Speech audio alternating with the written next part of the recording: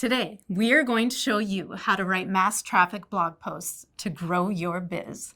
Welcome to Copy Hacks. Hit it! I'm Ange, and this is video 1 in our series, Brilliant Blogs. If you want to beef up your blog into a revenue-generating machine, don't forget to subscribe and click the bell so you don't miss a single video. Today, we're talking about traffic. All right then. If you're not using blogging to build your brand online, it can feel real intimidating to get started. If you've never written for a site with massive traffic before, how do you get your foot in the door? And once you do, how can you deliver a blog that is absolute fire? This is a serious medical condition. Well, Kaleigh Moore is going to show you exactly how. She's an unbelievably talented copywriter that's been featured in Entrepreneur, Inc., and even on the Copyhackers site. She sat down with Joe to tell us all about how she structures blogs for sites with massive traffic and how she keeps getting featured again and again and again. First up, finding a topic. This might bring back flashbacks of your eyes glazing over in front of a blank screen. But don't worry, you don't have to recreate the wheel here. You just have to think like your audience. And the best way to do that is to find where your audience hangs out. Kaleigh suggests using places like her own mailing list, Reddit, forums, and Facebook groups, and keeps her eyes and ears open for questions.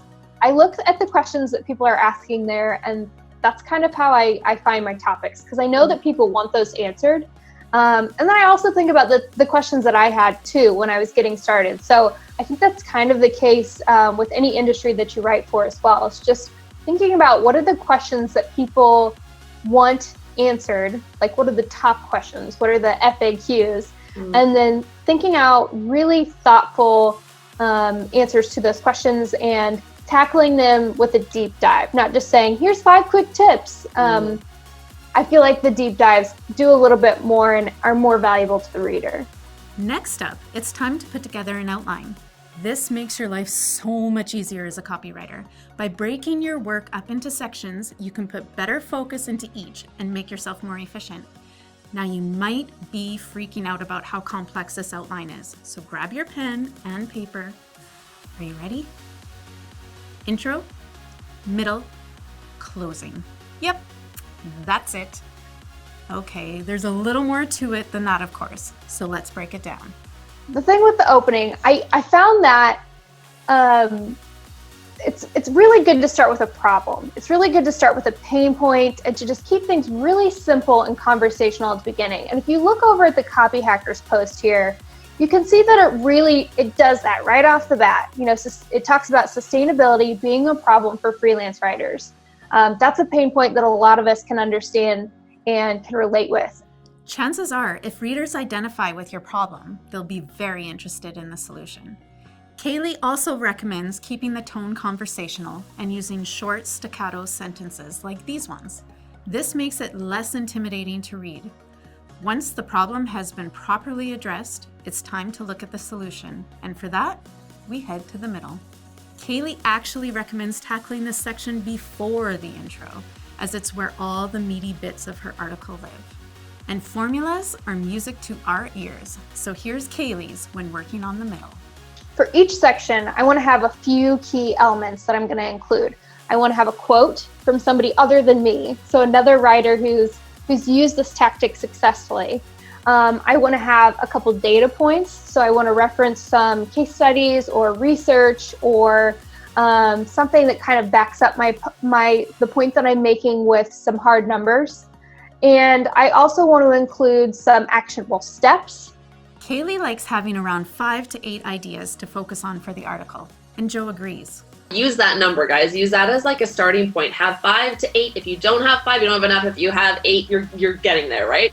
After these sections are laid out, it's all about reworking the flow to make it more conversational, as if you were teaching face-to-face. Don't consider yourself a teacher? Consider this. A lot of people think writing when they're blogging, and sure you are, but you're teaching something. That's always like, that's even with like an opinion piece, you're still persuading somebody to think the way that you do, which oftentimes is, of course, teaching. Next up, Kaleigh has some insights on how she likes to wrap things up with the closing. And then the closing, I always just kind of do a recap of the steps and include a call to action to do something else. So there's not just a hard stop at the end. Maybe it's to read another blog post or to send me an email if you have a question about the post or about the topic that I just covered, something that kind of keeps the conversation going. Comments are a great opportunity for that as well. I always try to hang out in the comments for at least a week after I do a post like this, because there are always a lot of questions. And I like answering those and kind of fielding maybe the things that I didn't think about in the article, or, just addressing questions and concerns that come up along the way. So we have the formula for putting together a great article for mass traffic sites. But if you're on the outside looking in, how do you get your foot in the door? Here's Kaleigh on how she builds genuine relationships online. I think Twitter is a great tool for connecting with other writers or with companies that you want to work with content managers that you want to work with. Go in just hoping to make friendships. That's the number one thing you could do. Thanks for watching. If you're looking for more tips on how to write great blogs, be sure to click the subscribe button. New videos are added every single week. Click here to check out some more videos. And drop us a line in the comments section. Let us know what you'd like to see us cover on the next Copy Hacks by your very good friends at Copyhackers.